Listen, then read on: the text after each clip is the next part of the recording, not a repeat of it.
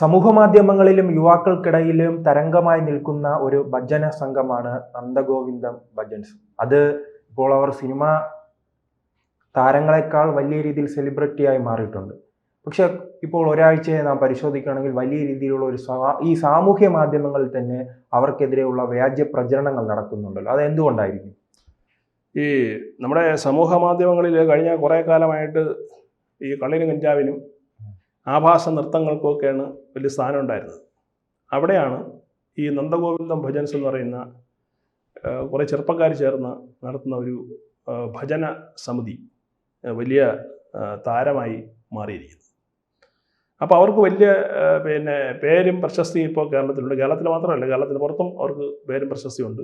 ധാരാളം സ്റ്റേജുകളിൽ അവർ പ്രോഗ്രാം അവതരിപ്പിക്കുന്നു, ക്ഷേത്ര ഉത്സവങ്ങളുമായിട്ട് ബന്ധപ്പെട്ട് നടത്തുന്നു. അതല്ലാതെയുള്ള സാംസ്കാരിക ഉത്സവങ്ങളിലെല്ലാം ഇവർ ഒരു അവിഭാജ്യ ഘടകമായി മാറിയിരിക്കുന്നു എന്നുള്ളതാണ് വസ്തുത. കാരണം ഇവരെ പരിപാടി ഉണ്ടെന്ന് പറഞ്ഞാൽ വലിയ ജനക്കൂട്ടം അങ്ങോട്ട് ഒഴുകിയെത്തുകയാണ്. അതെ, വലിയ ജനക്കൂട്ടമാണ്. തിരുവനന്തപുരത്ത് രണ്ട് ദിവസം മുമ്പ് ഈ മുറജവുമായിട്ട് ബന്ധപ്പെട്ട് അവരുടെ ഒരു ഭജന ഉണ്ടായിരുന്നു. ജനങ്ങൾ തിങ്ങി നിറയായിരുന്നു. കാരണം അതിനകത്ത് കടക്കാൻ പറ്റുന്നില്ല. ഗുരുവായൂർ നടത്തിയപ്പോഴത്തെ അവസ്ഥയായിരുന്നു. എവിടെയൊക്കെ ഒരു പരിപാടി നടത്തിയാലും ഈ വൻ ജനക്കൂട്ടമാണ്. ആ ജനക്കൂട്ടത്തെ കണ്ട് വിരളി പിടിച്ച ഈ ജിഹാദികളും ചില കമ്മ്യൂണിസ്റ്റ് പരാന്ന ജീവികളാണ് ഇപ്പോൾ കഴിഞ്ഞ ദിവസം മുതൽ ഒരു ആസൂത്രിത ആക്രമണം സോഷ്യൽ മീഡിയ കേന്ദ്രീകരിച്ച് തുടങ്ങിയിരിക്കുന്നത്. അവർ പറയുന്ന ആരോപണം ഈ സംഘപരിവാർ ആണ് ഇവരുടെ പിന്നിൽ എന്നാണ്.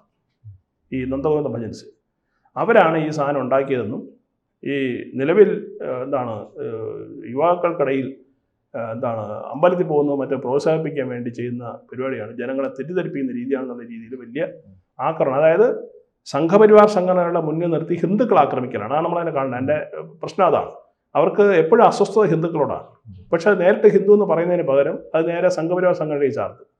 അപ്പോൾ അതുകൊണ്ട് തന്നെ ഈ സംഘപരിവാർ സംഘടനകളുടെ സ്പോൺസർഷിപ്പോട് കൂടിയാണ് ഇവർ പ്രവർത്തിക്കുന്നതെന്നാണ് ഒരു പ്രധാനപ്പെട്ട ആരോപണം. അല്ല, അത് നാം ഏത് മുദ്രാവാക്യം വന്നാലും അങ്ങനെയാണല്ലോ. ഇപ്പോൾ അവലും മലരും പറയുമ്പോൾ പറയുന്നത് RSSനെതിരാണ്. അതോടൊപ്പം തന്നെ കാഞ്ഞങ്ങാട് മുസ്ലിം ലീഗിന്റെ മുദ്രാവാക്യം ഉണ്ടാകുമ്പോൾ അത് പറയാം RSSനെതിരാണ്. പക്ഷെ ഇത് അവസാനം വന്നിൽ നിൽക്കുന്ന ഹിന്ദുക്കൾക്കെതിരാണ്. തീർച്ചയായിട്ടും. അല്ല, അത് അവരുടെ ഒരു മറയാണ്. കാരണം ഹിന്ദുക്കളെ നേരിട്ട് പറയുന്നതിനേക്കാൾ ഏറ്റവും എളുപ്പം അവർ കരുതിയിരിക്കുന്ന എന്താണ്, എല്ലാ ഹിന്ദുക്കളും സംഘപരിവാറുമായിട്ട് എന്നാൽ പിന്നെ ഇവിടെ ഈ വേറൊരു പാർട്ടിയും കേരളത്തിൽ ഭരിക്കില്ലല്ലോ, BJP ഭരിക്കത്തുള്ളൂ. അപ്പോൾ ഇത് ബോധപൂർവമായി ഉണ്ടാക്കിയെടുക്കുന്ന നറേറ്റീവാണ്. ആ നറേറ്റീവ് ഉണ്ടാകുന്ന പ്രധാനപ്പെട്ട കാരണം എന്ന് പറയുന്നത് ഹിന്ദുക്കളെ അപമാനിക്കുക, അവഗണിക്കുക എന്നുള്ളതാണ്. പല ഹിന്ദുക്കളും ഈ പറഞ്ഞാൽ ഞാൻ സംഘപരിവാറിനായിട്ട് അവർക്ക് ചെറിയൊരു ചമ്മലുണ്ട്, ഞാൻ അങ്ങനെയല്ല എന്ന് സ്ഥാപിക്കാൻ വേണ്ടി ശ്രമിക്കുന്നവരാണ് കൂടുതലും. പക്ഷേ ആ മനോഭാവം മാറി വരികയാണ്. അപ്പോൾ ഈ നന്ദഗോവിന്ദ ഭജൻസ് എന്ന് പറയുന്നത് 2000 കോട്ടയത്ത് രൂപം കൊള്ളുന്ന ഒരു ഭജന സമിതിയാണ്. രാജേന്ദ്ര പണിക്കർ എന്ന് പറയുന്ന ഒരു മനുഷ്യനാണ് ഈ ഭജന സംഘത്തിന് തുടക്കമിടുന്നത്. അന്നൊരു ചെറിയൊരു സംവിധാനമായിരുന്നു. അത് നിരന്തരമായിട്ട് ഇങ്ങനെ ക്ഷേത്രങ്ങളിൽ ഇത് മാത്രമല്ല, നമുക്കറിയാമല്ലോ, നാട്ടിൽ ഒരുപാട് ഭജന സംഘങ്ങളുണ്ട്. പ്രത്യേകിച്ചും ശബരിമല മണ്ഡലകാലം വരുമ്പോഴത്തേക്ക് മിക്കവാറും വീടുകളിൽ പോലും ഭജന നടക്കാറുണ്ട്. പൊതുസ്ഥലങ്ങളിലും ഈ അയ്യപ്പ വിളക്കിൻ്റെ ഭാഗത്ത് ഭജന നടക്കാറുണ്ട്. പക്ഷേ അത് ആ ഒരു പ്രത്യേക സമയത്ത് വേണ്ടി മാത്രമാണ്. പക്ഷേ രാജേന്ദ്ര പണിക്കർ തുടങ്ങിയതെന്ന് പറയുന്നത് ക്ഷേത്രങ്ങളിൽ ഉത്സവത്തിനനുബന്ധിച്ചുള്ള ഈ ഭജന പരിപാടികൾ, അതായത് തരികിട പരിപാടികൾക്ക് പകരം ഇത്തരത്തിലുള്ള നല്ല പരിപാടികൾ എന്നുള്ള അർത്ഥത്തിലാണ് അദ്ദേഹം തുടങ്ങിയത്. 2014 ആയപ്പോഴേക്കും ഈ ഭജൻ കുറച്ചുകൂടി വിപുലീകരിച്ചു. അതായത് കുറേ ചെറുപ്പക്കാരൂടെ അതിൽ അറ്റാച്ച് ചെയ്യപ്പെട്ടു. അതിൽ പ്രധാനപ്പെട്ട ഒരാളാണ് നവീൻ ശ്രീധരൻ എന്ന് പറയുന്ന ചെറുപ്പക്കാരൻ. ഇവർ 14 പേരാണ്. ഇതിൽ കൂടുതൽ ആളുകളും വിദേശത്ത് ജോലി ചെയ്യുന്നവരാണ്. ദുബായിലും മറ്റ് കാനഡയിലും ഒക്കെ ജോലി ചെയ്യുന്ന ചെറുപ്പക്കാരാണ്. അപ്പോൾ നാട്ടിൽ പരിപാടി കിട്ടുമ്പോൾ എല്ലാം കൂടെ ഒരുമിച്ച് കൂടും, ഈ പരിപാടി അവതരിപ്പിക്കും, തിരികെ പോകും. അപ്പോൾ ഇതിലവർ ഉപയോഗിക്കുന്ന പറഞ്ഞാൽ ഭക്തിഗാനങ്ങൾ, അതുപോലെ സിനിമാ ഗാനങ്ങൾ, ഈ അഷ്ടപതി ഗാനങ്ങൾ, പിന്നെ കർണാട്ടിക്കിലെ ചില ലൈറ്റായിട്ടുള്ള ചില നാട്ടുകാർക്ക് പെട്ടെന്ന് കിട്ടുന്ന ചില ലളിത സംഗീതത്തിൻ്റെ സ്വഭാവത്തിലുള്ള ചില കർണാടിക സംഗീതത്തിലുള്ള കീർത്തനങ്ങൾ, ഇതൊക്കെയാണ് അവരവരുടെ പരിപാടിക്ക് അവതരിപ്പിക്കുന്നത്. അപ്പോൾ പൊതുവേ ഈ നന്ദഗോവിന്ദ ഭജൻസിന് മാത്രമല്ല, അവർ ഈ ഒരുപാട് TV പ്രോഗ്രാംസ് ചെയ്തു. CTVയിലും അതുപോലെ അമൃതയിലും ഒക്കെ ധാരാളം പ്രോഗ്രാംസ് ചെയ്തിട്ടുണ്ട്. അതുകൊണ്ടാണ് അവർക്ക് വലിയൊരു അക്സെപ്റ്റിവിറ്റി കിട്ടിയത്. അപ്പോൾ സ്വാഭാവികമായിട്ടും ഇവരുടെ ഒരു പ്രത്യേകത എന്ന് പറയുന്നത് 14 പേരാണ് സംഘത്തിലുള്ളത്. അപ്പോൾ അതിൽ പാട്ട് പാടുന്നവരും വിവിധ വാദ്യോപകരണങ്ങൾ ഉപയോഗിക്കുന്നവരടക്കം 14 പേരാണ്. ഇവർ വൃത്തിയായിട്ട് കുളിച്ച് നല്ല വസ്ത്രം ധരിച്ച് ചന്ദനക്കുറിയൊക്കെ ധരിച്ചാണ് ഈ പരിപാടിക്കൊക്കെ പോകുന്നത്. ഇതാണ് ഇവരെ വലുതായിട്ട് അസ്വസ്ഥരാക്കുന്നത്. കാരണം അവർ ഈ ചന്ദനക്കുറി മായ്ക്കാനും ഇതും മാറ്റിയിട്ട് അവരുടെ അവരുടെ താരതമ്യ വേടനാണ്. കാര്യം കഞ്ചാവ്, കള്ള്, പെണ്ണുപിടി, പിന്നെ ഈ പറഞ്ഞ തുണിയില്ലായ്മ അവിടെ ഇവിടെ കാണിച്ചുകൊണ്ടുള്ള തുണി അവൻ്റെ കൂടെ പാടുന്ന വേറൊരു പെൺകുട്ടി ഉണ്ടല്ലോ. അപ്പോൾ അവിടെ നടക്കുന്നത് ശരിക്കും പേക്കൂത്താണ്, സംഗീതത്തിൻ്റെ പേര് നടക്കുന്ന പേക്കൂത്തുകളാണ്. പലയിടത്തും ഈ പറഞ്ഞതുപോലെ പ്രശ്നങ്ങളാണ്. അപ്പോൾ അയാളെ പ്രോത്സാഹിപ്പിക്കുന്നതെന്ന് പറയുന്നത് നേരത്തെ പറഞ്ഞ ജിഹാദികളും ഈ കമ്മ്യൂണിസ്റ്റുകളുമാണ്. എന്തുകൊണ്ടാണ്? ഒരു അരാജകത്വം ഹിന്ദു സമൂഹത്തിനിടയിൽ ഉണ്ടാക്കുക. കാരണം മാന്യമായി ജീവിക്കുന്ന ചെറുപ്പക്കാരെ കഞ്ചാവിൻ്റെയും കള്ളിൻ്റെയും പെണ്ണുപിടിയുടെയും മാർഗത്തിലേക്ക് നയിച്ചു വിടുക എന്നുള്ളതാണ് വേടൻ നൽകുന്ന സന്ദേശം. സത്യം പറഞ്ഞാൽ ഇതിനെ രണ്ടിനെയും നമുക്ക് കേരളത്തിൻ്റെ സാമൂഹിക പരിസരത്തിൽ നമ്മൾ രണ്ടിനെയും അല്ല, വേടനോട് ഇപ്പോൾ നാം അമേരിക്ക വെനസ്വേല ആക്രമിച്ചു എന്ന് പറഞ്ഞാലും അദ്ദേഹം പറയാം അതിന് പിന്നിൽ ജാതി എന്ന് പറയും. തീർച്ചയായിട്ടും പറയും. അല്ല, അത് അവരുടെ അജണ്ടയാണ്. കൃത്യമായ അജണ്ടയുടെ ഭാഗമായിട്ടാണ് ഈ പയ്യനിറക്കി ഇവർ കളിക്കുന്നത്.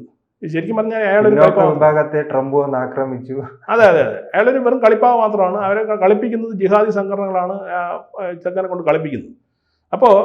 ഇപ്പോൾ കേരളത്തിൽ ഒരു വലിയ തോതിലുള്ള ഒരു ഹിന്ദു റിവൈവലിസം, അതായത് ഒരു പുനർജാഗരണം ഹിന്ദുക്കളുടെ ഉണ്ടായിക്കൊണ്ടിരിക്കുകയാണ്. അല്ല, അത് നിലനിൽപ്പിന്റെ പ്രശ്നം കൊണ്ടുണ്ടാകുന്നതല്ലേ? തീർച്ചയായിട്ടും എപ്പോഴും അങ്ങനെയാണല്ലോ. ഈ നമ്മുടെ ഒരു സംസ്കാരം നശിക്കാൻ പോകുന്നു എന്ന് തോന്നുന്ന സമയത്താണ് ഇത്തരത്തിലുള്ള ഒരു ഉണർവ് ഉണ്ടാകുന്നത്.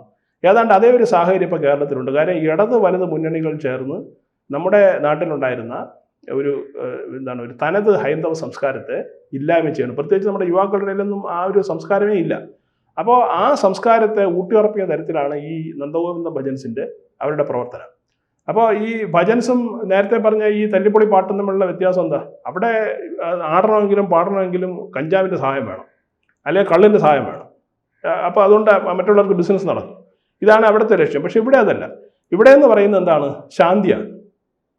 ഒരു പ്രോഗ്രാം, ഒരു ഭജൻ കേൾക്കുമ്പോൾ അതിൽ കേൾക്കാൻ വന്നിരിക്കുന്ന ആൾക്ക് ഉണ്ടാകുന്ന മനഃശാന്തിയാണ് ഒന്നാമത് കിട്ടുന്നത്. 2 എന്ന് പറയുന്നത് അവൻ്റെ ആത്മശുദ്ധി ഉണ്ടാകുന്നു. 3 അവൻ്റെ വ്യവഹാരത്തിൽ പെരുമാറ്റത്തിൽ കുറച്ചുകൂടി നേർമയുണ്ടാകും. ഇത്തരം കാര്യങ്ങളാണ് മറ്റവരെ അലോസരപ്പെടുത്തുന്നത്. അപ്പോൾ അതുകൊണ്ട് എന്ത് ചെയ്യുക? ആക്രമിച്ച് കിടക്കുക. ഈ നന്ദഗോവിന്ദ ഭജൻസ് മാത്രമല്ല, ധാരാളം ചെറുപ്പക്കാരുടെ പെൺകുട്ടികളുടെ ഭജന സംഘങ്ങൾ ഇപ്പോൾ കേരളത്തിലുള്ള സജീവമാണ്. അവരും ഈ സോഷ്യൽ മീഡിയയിലും അല്ലാതെയൊക്കെ ഉള്ള പരിപാടിയിൽ കൂടി അവരും രംഗത്ത് വരുന്നുണ്ട്. അപ്പോൾ ഇത് ഞാൻ കാണുന്നതിന് റിവൈവലിസമായിട്ടാണ്. പ്രത്യേകിച്ചും നമ്മുടെ ക്ഷേത്രങ്ങൾ ഈ വേടനെ പോലെയുള്ള അസാൻമാർഗിക രീതിയിൽ പ്രവർത്തിക്കുന്നവർ കൈയടക്കിയതോടുകൂടി. അല്ല, കഴിഞ്ഞ ഉത്സവകാലത്ത് നാം കണ്ടതാണ് വിപ്ലവ ഗാനങ്ങൾ കടക്കിൽ പാടും. അതെ, അത് തന്നെ വിപ്ലവ ഗാനം. അതായത് ഈ കമ്മ്യൂണിസ്റ്റ് അവർ ചെയ്തതാണ്. ക്ഷേത്ര വിശുദ്ധിയെ വിപ്ലവ ഗാനങ്ങൾ കേട്ട് പോയി എല്ലാവരും BJPക്ക് വോട്ട് ചെയ്തതാണ് അവിടെ കടക്കലിൽ. അതെ, ക്ഷേത്ര കലകൾ പരിപോഷിപ്പിക്കേണ്ടതാണ് ക്ഷേത്ര ഉത്സവങ്ങൾ എന്ന് പറയുന്നത്. പക്ഷെ അവിടെ ഇപ്പം നടക്കുന്ന പറഞ്ഞാൽ ക്ഷേത്ര ആചാരങ്ങൾക്ക് വിരുദ്ധമായ പരിപാടികളാണ്, അസാൻമാർഗികമായിട്ടുള്ള പരിപാടികളാണ് അവിടെ കൂടുതൽ നടത്തപ്പെടുന്നത്. അവിടെയാണ് ഈ നന്ദഗോവിന്ദ ഭജൻസ് എന്ന് പറയുന്നത് വ്യത്യസ്തമായി നിൽക്കുന്നത്. അവർക്കാണെങ്കിൽ തിരക്കാണ്. ഇവിടെ മാത്രമല്ല, UAE അവർ പ്രോഗ്രാം നടത്തുന്നു, ദുബായിൽ നടത്തുന്നു, കാനഡയിൽ നടത്തുന്നു, വിദേശ രാജ്യങ്ങളിലൊക്കെ അവർക്ക് ഭയങ്കര പേരാണ്. അപ്പോൾ ഇപ്പം നമ്മളൊരു പരിപാടി ബുക്ക് ചെയ്ത് കഴിഞ്ഞാൽ എത്രയോ മാസം കഴിഞ്ഞ് കിട്ടുന്ന സാഹചര്യത്തിലേക്ക് അവരുടെ ട്രൂപ്പ് അത്രത്തോളം വളർന്നു കഴിഞ്ഞു. വലിയ മികച്ചാണെന്ന് ചോദിച്ചാൽ നമുക്ക് ഒരിക്കലും പറയാൻ കഴിയില്ല. പക്ഷേ അവർ സ്വീകരിക്കുന്ന ചെറുപ്പക്കാരെ നമുക്ക് കാണുമ്പം നമുക്ക് കിട്ടുന്നൊരു മനസ്സിട്ടുന്നൊരു സന്തോഷം.